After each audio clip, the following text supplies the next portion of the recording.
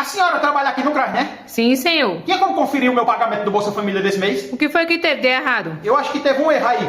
Eu acho que não caiu o 13º não. Saiu quanto, hein? R$ 1.200. Então, só saiu o que eu tive todo mês. Cadê o 10º? Ei, bicho bonito, o 10º é só em dezembro, viu? A gente ainda tá em novembro. Ah, é porque eu vi correndo uma notícia aí que ia pagar em duas parcelas o 13º. Aí eu pensava que era agora novembro e dezembro. Não, esse ano vai ser só uma parcela mesmo. Então eu recebo todo de uma vez só. É todo de uma vez só, viu?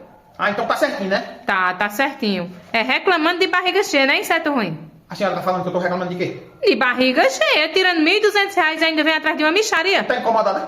Por acaso? Com certeza, nem eu tô tirando isso tudo, rapaz. Tu tá com inveja de mim, tá? Agora deu a boba mesmo, inveja de quê?